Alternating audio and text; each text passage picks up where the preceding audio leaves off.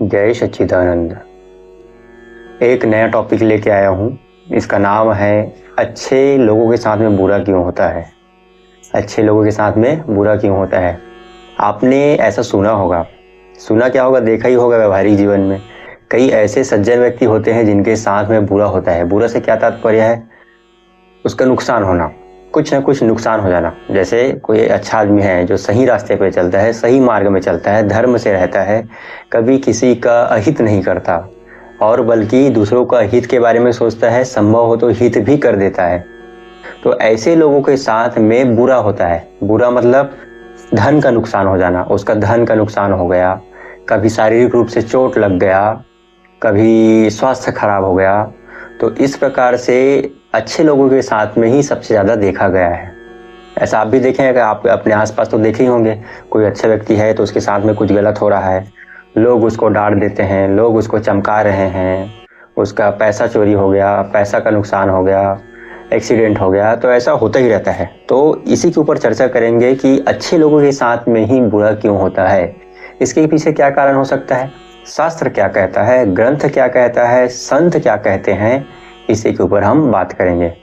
तो अच्छे लोगों के साथ में बुरा इसलिए होता है क्योंकि उसके पीछे प्रारब्ध है। चाहे अच्छा व्यक्ति हो चाहे बुरा व्यक्ति हो, उसके पीछे उसका प्रारब्ध है। अब थोड़ा सा इसको विस्तार से समझते हैं। हर व्यक्ति, हर जीव जंतु इस पृथ्वी पर जो हैं, जो भोग रहे हैं, उसके पीछे का कारण क्या है, प्रारब्ध है। तो अच्छा व्यक्ति जो अभी अच्छा कार्य कर रहा है, वर्तमान में अच्छा कार्य कर रहा है, या शुरू से अपने जीवन, जहां से उसका जीवन शुरू हुआ है, जैसे छोटा था, छोटा से अभी बड़ा है, तब से वो अच्छा काम कर रहा है, फिर भी उसके साथ बुरा होता है। तो इसके कारण है प्रारब्ध। प्रारब्ध कैसे, पिछले जन्म में उसने कुछ ऐसा काम किया है, कुछ शेष रह गया है कर्म, जो उसको अभी दुख दे रहा है। लेकिन वो व्यक्ति सज्जन है, पूर्व जन्म में उसने अच्छा काम भी किया है, इस जन्म में भी अच्छा काम कर रहा है, संस्कार बना है, संस्कार के चलते वो अच्छा कार्य कर रहा है। लेकिन कुछ ऐसे कर्म शेष रह गए हैं पूर्व जन्म में, जो उसको अभी भोगने को मिल रहा है। अब हो सकता है वो अभी अच्छा काम तो कर रहा है, तो वो जो भोग रहा है अभी, उसके साथ बुरा हो रहा है, वो बड़े रूप में आना था। 10,000 के जगह में उसका 1,00,000 नुकसान होना था, लेकिन हुआ 10,000 का नुकसान। क्यों हुआ, क्योंकि वो अच्छे काम कर रहा है, अभी सही काम कर रहा है, धर्म के मार्ग में चल रहा है। तो जो बड़ा भोगना था, वो उसका जो तीव्रता है वो कम हो गया। तो पूर्व जन्म में जो कर्म शेष थे, जो परिपक्व हो गया है, अभी फल दे रहा है, उसी का परिणाम है उसके साथ में बुरा हो रहा है। किसके साथ में, अच्छा आदमी के साथ में बुरा हो रहा है। लेकिन इससे मन में क्षोभ नहीं उत्पन्न होना चाहिए, दुख नहीं आना चाहिए, मलाल नहीं आना चाहिए कि मेरे ही साथ में क्यों बुरा होता है। इसमें तो आदमी को प्रसन्न होना चाहिए। जो अच्छे व्यक्ति हैं, जो साधक है, उसको प्रसन्न होना चाहिए कि मेरे साथ में बुरा हो रहा है। अब आप समझेंगे, अरे एक ऐसी बड़ी बात, कैसे छोटी बात, क्या क्या कह रहा है ये कि अच्छा खुश होना चाहिए, प्रसन्न होना चाहिए।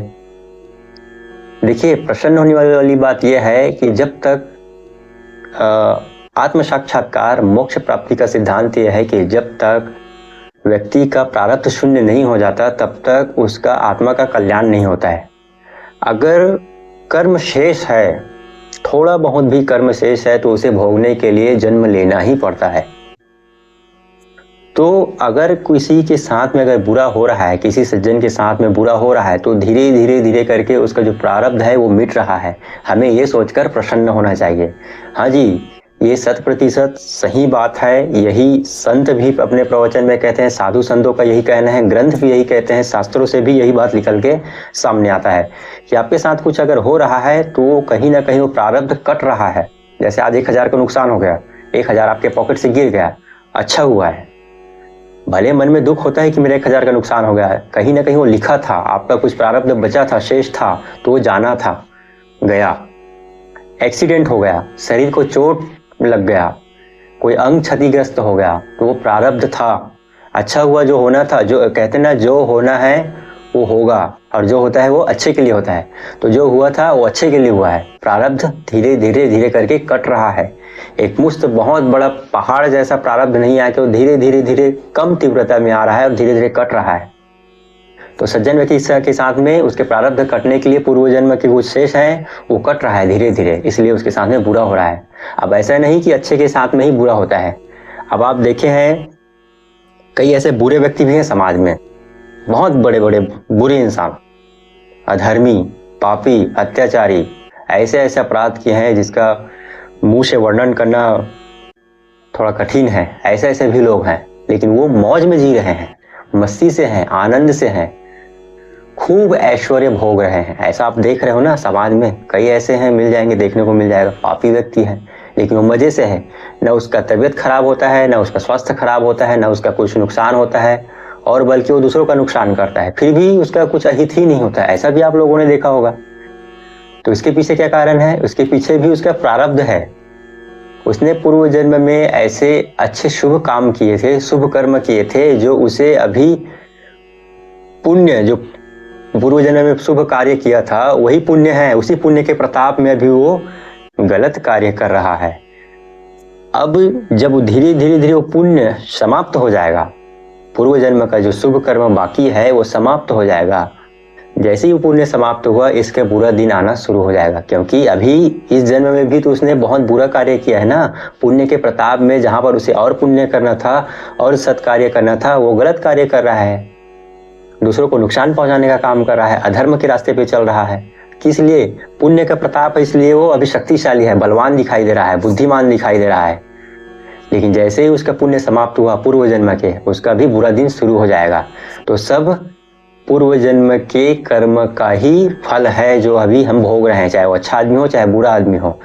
तो ये सब प्रारब्ध है। प्रारब्ध के 3 भेद कहे गए हैं, जन्म, आयु और भोग। तो प्रारब्ध के कारण ही लोगों के साथ में अच्छा होता है और बुरा होता है।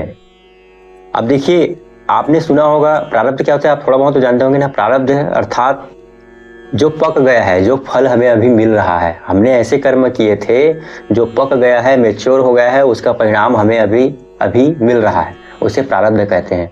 एक होता है संचित कर्म। संचित कर्म क्या है? मैं अभी जो काम कर रहा हूँ उसका परिणाम मुझे अभी नहीं मिलेगा, वो स्टोर हो रहा है, मेरे अकाउंट में जाके स्टोर हो रहा है, सेव हो रहा है, वो भविष्य में फल देगा, हो सकता है अगले जन्म में फल दे, तो उसे संचित कर्म कहते हैं। और एक है क्रियामान।